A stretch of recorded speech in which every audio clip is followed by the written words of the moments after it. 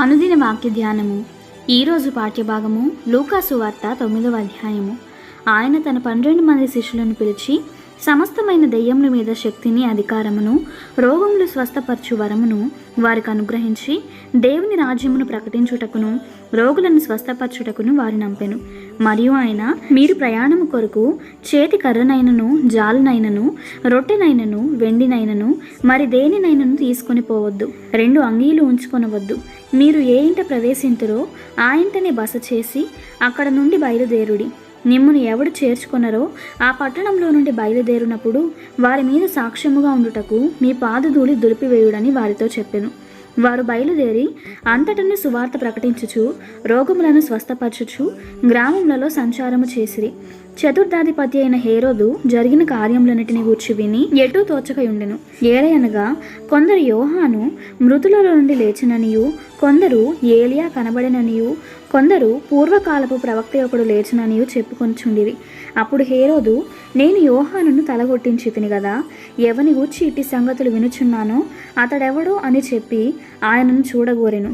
అపోస్తలులు తిరిగి వచ్చి తాము చేసినవన్నీ ఆయనకు తెలియజేయగా ఆయన వారిని వెంట పెట్టుకొని బేత్సైదా అను ఊరికి ఏకాంతముగా వెళ్ళెను.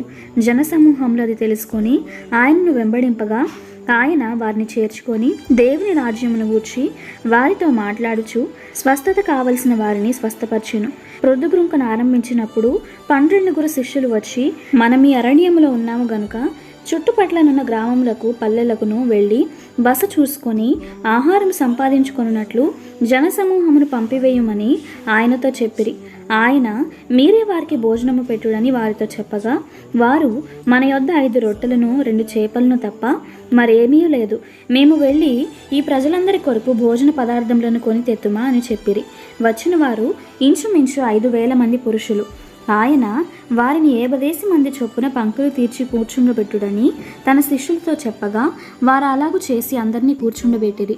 అంతటా ఆయన 5 రొట్టెలను 2 చేపలను ఎత్తుకొని ఆకాశము వైపు కన్నులెత్తి వాటిని ఆశీర్వదించి విరిచి జనసమూహమునకు వడ్డించుటకై శిష్యులకిచ్చెను. వారందరూ తిని తృప్తి పొందిన తరువాత మిగిలిన ముక్కలు 12 గంపళ్ళెత్తిరి. అప్పుడు ఆయన ఒంటరిగా ప్రార్థన చేయుచుండగా ఆయన శిష్యులు ఆయన యొద్ద ఉండిరి. నేనెవడనని జనసమూహములు చెప్పుకొనిచున్నారని ఆయన వారిని అడుగగా, వారు బాప్తిస్మమిచ్చు యోహాననియు, కొందరు ఏలియా అనియు, కొందరు పూర్వకాలపు ప్రవక్త ఒకడు లేచిననియు చెప్పుకొనిచున్నారనిది. అందుకు ఆయన, మీరైతే నేనెవడనని చెప్పుకొనిచున్నారని వారిని అడుగగా, పేతురు, నీవు దేవుని క్రీస్తువనెను. ఆయన ఇది ఎవనితోనూ చెప్పవద్దని వారికి ఖండితముగా ఆజ్ఞాపించి, మనుష్య కుమారుడు బహుశ్రమలు పొంది పెద్దల చేతను, ప్రధాన యాజకుల చేతను, శాస్త్రుల చేతను విసర్జింపబడి చంపబడి 3వ దినమున లేచుట అగత్యమని చెప్పెను.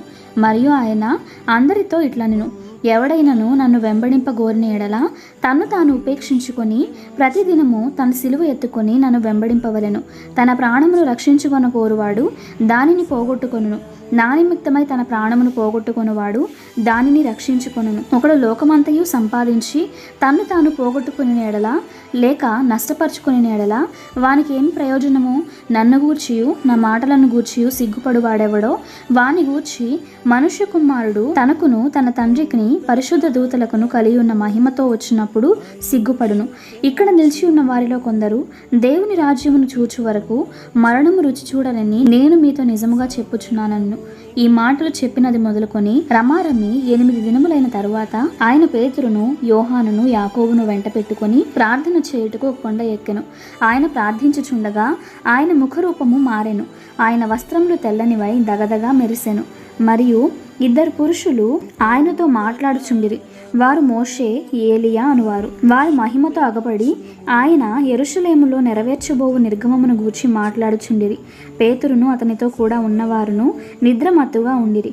వారు మేల్కొనినప్పుడు ఆయన మహిమను ఆయనతో కూడా నిలిచి ఉన్న 2 పురుషులను చూచిరి.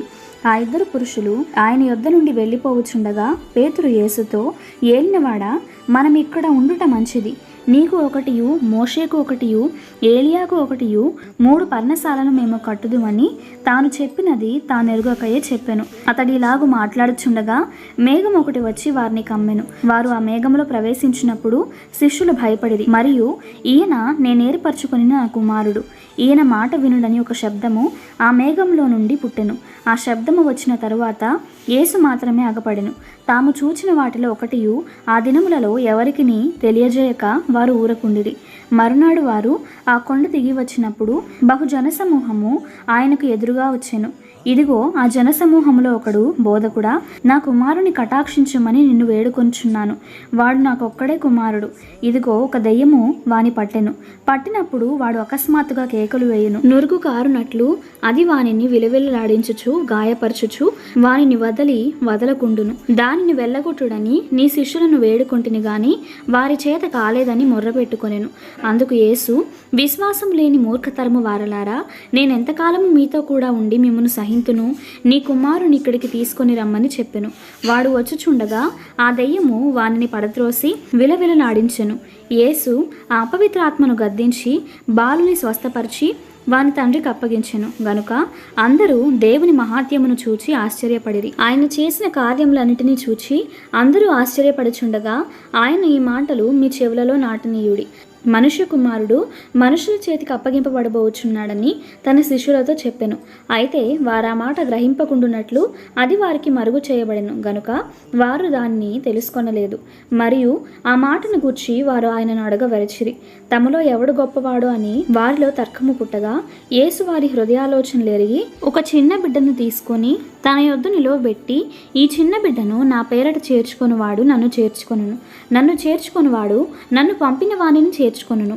మీ అందరిలో ఎవడు అత్యల్పుడై ఉండునో వాడే గొప్పవాడని వారితో చెప్పెను. యోహాను, ఏలినవాడా, ఎవడో ఒకడు నీ పేరిట దెయ్యములను వెళ్ళగొట్టగా మేము చూచితిమి. వాడు మనలను వెంబడించువాడు కాడు గనుక వానిని ఆటంకపరచితిమని చెప్పెను. అందుకు యేసు, మీరు వానిని ఆటంకపరచకుడి, మీకు విరోధి కానివాడు మీ పక్షమునున్నవాడే అని అతనితో చెప్పెను. ఆయన పరమునకు చేర్చుకొనబడు దినములు పరిపూర్ణమగుచున్నప్పుడు ఆయన యెరూషలేమునకు వెళ్ళుటకు మనసు సిద్ధపరచుకొని తనకంటే ముందుగా దూతలను పంపెను. వారు వెళ్ళి ఆయనకు బస సిద్ధము చేయవలనని సమరయుల యొక్క గ్రామంలో ప్రవేశించిరి గాని ఆయన యెరూషలేమునకు వెళ్ళనభిముఖుడై ఉన్నందున వారు ఆయనను చేర్చుకొనలేదు. శిష్యులైన యాకోబు, యోహానును అది చూచి, ప్రభువా, ఆకాశం నుండి అగ్ని దిగి వీరిని నాశనము చేయనట్లు మేము ఆజ్ఞాపించుట నీకిష్టమా అని అడుగగా ఆయన వారి తట్టు తిరిగి వారిని గద్దించెను. అంతటా వారు మరి ఒక గ్రామమునకు వెళ్ళిరి. వారు మార్గమున వెళ్ళుచుండగా ఒకడు, నీవెక్కడికి వెళ్ళినను నీ వెంట వచ్చునని ఆయనతో చెప్పెను.